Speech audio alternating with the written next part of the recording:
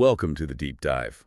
We are thrilled to have you with us today. Absolutely. Whether you are, actively prepping for a design meeting or just catching up on the architecture of classic fantasy, or maybe you are just insanely curious about how legendary narratives are built from the ground up, you're in the perfect place. hmm Because today we are venturing into well, a genuinely foundational piece of history. We are looking at a 1981 source text. Specifically, we're focusing on part one of Dungeon Module B3. Right. Widely known as the Palace of the Silver Princess. Exactly. It is an incredible piece of source material to unpack. And the reason we are spending time on it today is because it establishes a narrative precedent that essentially became the blueprint for decades of world building Yeah. and, well, problem-solving design, really. So our mission for you on this deep dive is to isolate part one of this material. We want to completely deconstruct the tragic background story of the Kingdom of Haven. It is quite the tragedy. It really is. We are going to examine the insidious interdimensional mechanics of an artifact known as the Eye of Eric. And ultimately, we are going to analyze the incredibly ingenious non-linear methods designed to dismantle that artifact. Right. The hook for this entire scenario is that we are looking at the ultimate Trojan horse. I mean, we are talking about a prosperous utopian valley brought to its knees overnight, and not by a massive invading army, but by a simple, beautiful gift. Okay, let's unpack this. To really grasp the psychological weight of that Trojan horse, you first have to understand the geopolitical baseline of this setting. Right, the before picture. Exactly. We need to look at the height from which the society fell. The source material establishing the Valley of Haven, which is located deep within the Thunder Mountains, as a pinnacle of stability. It is an isolated ecosystem. Yeah. You have perfect temperate weather, pure river systems, and these sweeping golden fields of grain. But the true utopian element is this societal integration. The demographics. Right. You have humans, elves, dwarves, and halflings all operating in a state of perfect harmony. Which, as anyone who studies these types of narratives knows, is an incredibly fragile equilibrium. I mean, a society with zero internal friction usually has a massive blind spot. Exactly. They completely lack the institutional paranoia that keeps a kingdom secure. Yeah, no defenses. Right. And at the absolute center of the society is Princess Argenta. She operates as the moral and political anchor of Haven. She rules from a stunning architectural marvel. It is a palace constructed entirely of white marble that actually possesses a latent magical property. Oh, the glowing. Yes. When the sun sets, the entire structure actively glows like silver. It is quite literally a beacon of prosperity. But this prosperity isn't just a byproduct of good governance, right? I found it fascinating that there's an entirely separate layer of security operating behind the scenes. Oh, absolutely. Can you break down the role of the protectors? Because they essentially act as an invisible safety net for the entire valley. The Protectors are a brilliant piece of world building. The lore describes them as a gentle, translucent, green magical race. And they come from fairy, right? Correct. Originating from the realm of fairy. They are essentially undocumented guardians living within Haven. Their magic operates passively to ward off external malice, Wow. and it actively stimulates the agricultural yield of the valley. They are the entire reason the weather is always perfect and the crops never fail. Haven's security apparatus relies almost entirely on this secretive magical overwatch. So if you have this advanced magical security system constantly scanning for threats, how does a catastrophic disaster just walk right through the front door? Right, that is the big question. And this is where the psychological vulnerability of the kingdom is exploited so perfectly. It all starts with the kingdom's own citizens. The miners. Yes, the dwarven miners of Haven are working a new excavation and they unearth a ruby. But this isn't standard precious material. No, not at all. It is a gemstone roughly the size of an apple. Huh? And driven by pure, innocent devotion to their ruler, they decide to present it to Princess Argenta.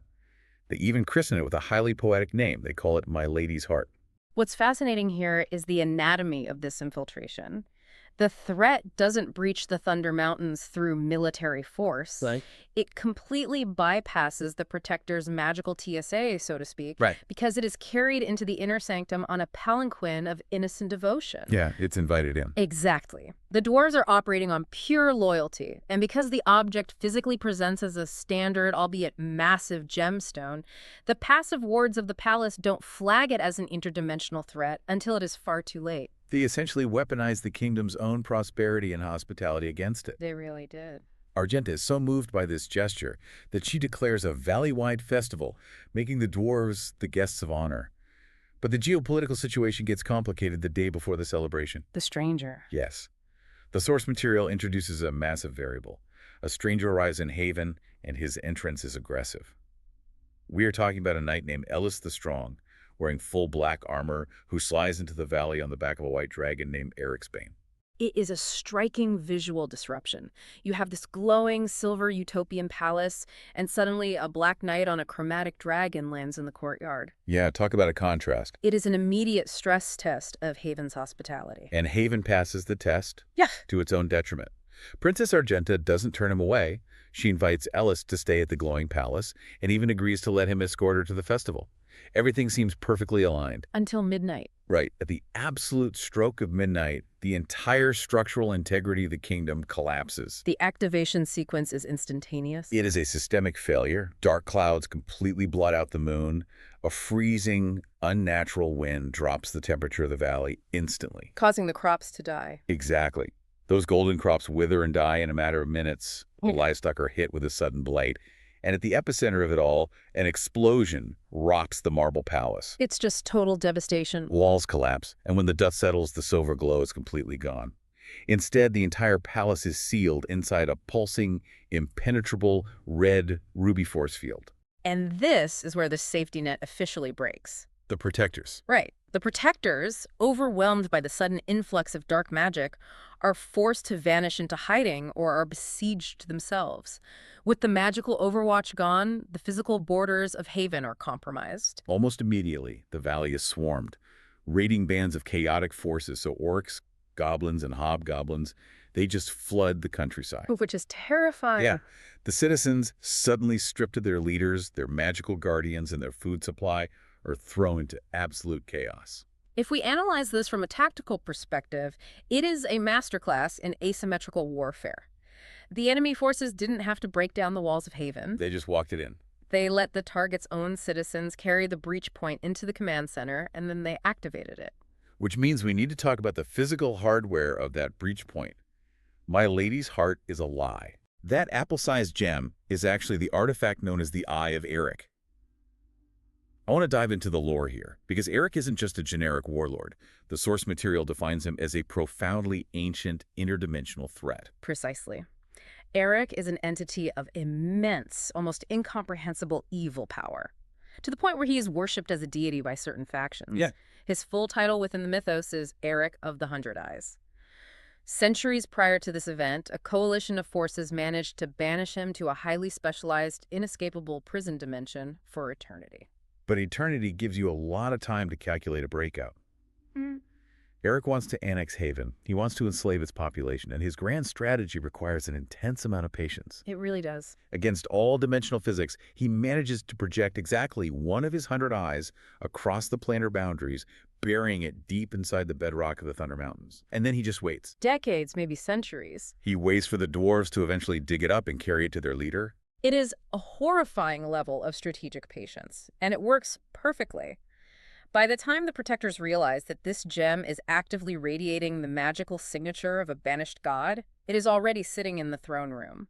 So, from a mechanical standpoint, what is this ruby actually doing to the environment? Because the source material doesn't just treat it as a cursed object that gives you bad luck. It treats it as active magical infrastructure. That is the perfect way to describe it. The Eye of Eric operates as an interdimensional anchor. It is establishing a direct conduit between Eric's prison dimension and the material plane of Haven. Oh, wow. The freezing winds, the agricultural blight, the red force field, these aren't just spooky effects. It is the terraforming of the valley. Right. The ruby is channeling Eric's raw power to alter the local climate and broadcast a homing signal that mathematically draws those hordes of chaotic monsters into the valley. To serve as his occupying army. Exactly. It is quite literally a beachhead for a planar invasion. That explains the external chaos. But the internal mechanics are even more terrifying. Inside the palace, the ruby's power acts as a localized weapon. It systematically petrifies almost the entire palace staff, turning them into stone statues, completely freezing the chain of command. Literally freezing them. Yeah. But the primary targets, Princess Argenta and our mysterious arrival, Ellis the Strong, are hit with a completely different spell.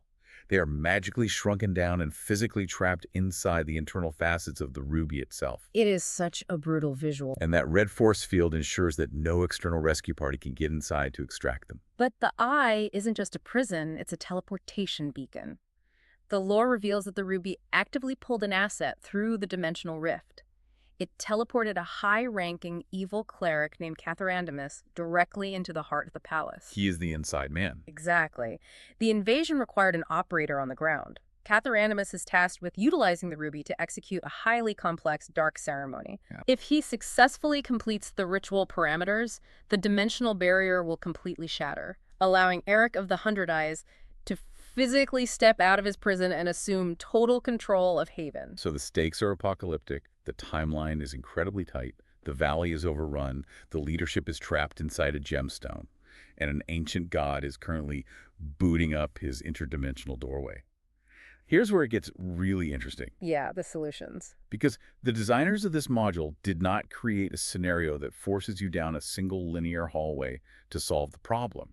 They baked in a level of agency that was groundbreaking for 1981. It is a remarkable piece of architectural game design. When confronting a problem with the absolute density of the Eye of Eric, an artifact generating an impenetrable force field and anchoring a dimensional rift, you cannot simply attack it with conventional weapons. You can't just hit it with a regular sword. No. The designers coded 3 highly specific, distinct vectors of attack into the environment. There are 3 completely different methods to shatter the ruby. Let's break down the mechanics of these 3 vectors, starting with Method 1, which relies entirely on acoustic resonance. Somewhere within the labyrinth of the ruined palace is an instrument known as the ice harp.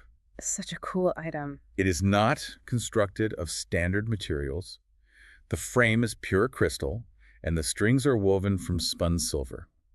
If you manage to play 3 highly specific notes in the correct sequence, the resulting magical frequency will completely disintegrate the Eye of Eric. But having the hardware doesn't give you the software. You can't just guess the notes. Right. And this is where the narrative intertwines with the deep history of Haven. To learn the sequence, you have to interface with the lore of Rowena. The legendary minstrel. Correct. Rowena was a musician from Haven whose talent was so profoundly affecting that the Protectors actually extended an invitation for her to leave the mortal plane and reside in the realm of Fairy. Wow. Because Fairy operates on a different temporal axis, she hasn't aged. She is still alive hundreds of years later. So how do you access that knowledge? The source material lays out that if you find the ice harp and pluck a specific 2-note sequence, it acts as an arcane summons. It temporarily pulls Rowena across the veil from Fairy. She assesses the tactical situation in the palace and then directly imparts the 3-note destruction sequence to the heroes. I find the philosophy of that solution so compelling. You're solving an apocalyptic interdimensional crisis by utilizing the high arts and the localized cultural history of the kingdom itself. Music and memory act as a countermeasure. It favors an analytical, culturally aware approach to problem solving, but as you noted, it isn't the only option. Which brings us to Method 2. If acoustic resonance isn't your preferred operational style, you can leverage environmental manipulation and raw elemental power. We need to talk about Eric's Bane, Ah, yes. the white dragon that Ellis the Strong rode into the valley. The dragon's presence was an incredible Chekhov's gun hiding in plain sight. Eric's Bane literally translates to the ruin of Eric. It is a direct biological countermeasure to the villain. But the Eye of Eric recognized the threat. When the Midnight Disaster triggered, the ruby couldn't trap the dragon's immense mass inside the gem like it did with Ellis. So the artifact executed a defense mechanism and banished Eric's Bane completely off the board, sending him into the dimension of ice. Right. To utilize the second vector, you have to break that banishment. Which requires solving a localized spatial puzzle. The heroes have to navigate the hostile environment of the palace dungeon to locate 2 identical silver statuettes depicting a dragon preparing for flight. The mechanics of the unbanishing are very specific. You have to physically bring those 2 statuettes into close proximity, specifically within 30 feet of the ruby itself. Bringing them together creates a localized rift that pulls Eric's Bane out of the dimension of ice and back into the material plane. And when he materializes, he is highly aggressive. Yeah, he's not happy. Not at all. And this is where understanding the specific taxonomy of the creature becomes the key to the solution. White dragons within this rule set do not breathe fire. They breathe frost, And the source material establishes a strict chemical and magical reaction here. Eric Spain's specialized frost breath is the exact elemental counteragent required to shatter the Eye of Eric. It's perfect. He unleashes it, the ruby disintegrates, and the most elegant part of this solution is that the destruction doesn't harm Princess Argenta or Ellis the Strong. The containment field shatters, and they are immediately restored to their normal scale and physical state. If we connect this to the bigger picture of problem-solving design, this second method is brilliant because it is fundamentally about redeeming a sidelined asset. Yes. You are taking a piece that the enemy removed from the board, doing the legwork to retrieve it, and then pointing its raw elemental momentum directly at the source of the problem. It is deeply satisfying. But what if this scenario has deteriorated? What if you are out of time, Catharanimus is actively finishing the ritual, and you need an immediate kinetic solution? That is where Method 3 comes into play. The Sword of Eric. The ultimate expression of martial irony. Absolutely. The focal point of Catharanimus's dark ceremony isn't just an incantation. It requires a physical gate key. He is wielding a bizarre, hyper-specialized weapon called the Sword of Eric, which is forged entirely out of the exact same ruby material as the eye. Right. The third vector of attack requires you to breach the throne room, interrupt the active ceremony, disarm the cleric, and physically strike the ruby sword against the ruby eye. You are intentionally crossing the streams, so to speak. Exactly. You are forcing two identical high-density conduits of Eric's power to collide. The magical feedback loop is instantly catastrophic. Kaboom. Yeah. The lore states that striking them together causes both artifacts to immediately lose all structural integrity and crumble into worthless inert powder. This raises an important question about the thematic intelligence of this 1981 module. When you analyze these three options, the Ice Harp, the Dragon Ericsbane, and the Sword of Eric, you realize the designers are honoring completely different archetypes of intelligence. It's so true. You can bypass the obstacle through artistic intuition and historical research. You can orchestrate the return of a massively powerful elemental ally. Or you can embrace pure tactical aggression by turning the enemy's own specialized infrastructure against itself. It fundamentally respects the agency of the person trying to solve the problem. And the immediate consequences of executing any of these three methods are universally absolute. The moment the Eye of Eric is reduced to dust, the terraforming halts. Instant relief. The impenetrable red force field drops offline. The petrification effect reverses, turning the palace staff back to flesh and blood. The freezing winds dissipate and the chaotic hordes of monsters suddenly severed from the magical command signal are struck with panic and completely rout from the valley. The Trojan horse is completely neutralized, and the Utopia, while damaged, is given the operational space it needs to begin the rebuilding process. It is a phenomenal narrative arc. We witnessed a society operating at the absolute peak of prosperity, completely compromised by a single, unchecked vulnerability. They allowed pure, unquestioning devotion to bypass their institutional security, and it nearly cost them their entire existence. But conversely, the architecture of the module proves that no matter how insurmountable and mathematically perfect a trap appears to be, there are always multiple, highly creative vectors for dismantling it. Yeah. I think that is a highly actionable takeaway that extends far beyond the mechanics of classic fantasy modules. When you are looking at your own structural challenges, when you are staring down an insurmountable red force field in your professional life or your personal projects, and the disaster has already triggered, you have to evaluate your vectors. Find your options. Look for your Ice Harp. What institutional knowledge or creative angle are you ignoring? Look for your dragon. What sidelined asset can you bring back to the table? Or look for your ruby sword. How can you take the momentum of the problem and crash it into itself? There is never just one single way to shatter an obstacle. So what does this all mean? It means the Palace of the Silver Princess is more than just an exercise in dungeon crawling. It is a masterclass in resilient system design and strategic flexibility. But before we sign off, I want to leave you with a piece of the lore that has deeply unsettling implications. Oh, the math regarding the entity itself. Precisely. We spent this entire deep dive analyzing the catastrophic terraforming power of the Eye of Eric. It froze a kingdom, summoned an army, and nearly breached a dimensional prison. But we must remember the entity's full title. Eric of the Hundred Eyes. Eric of the Hundred Eyes. It only took one of those eyes, a single ruby the size of an apple, to orchestrate the absolute devastation of Haven.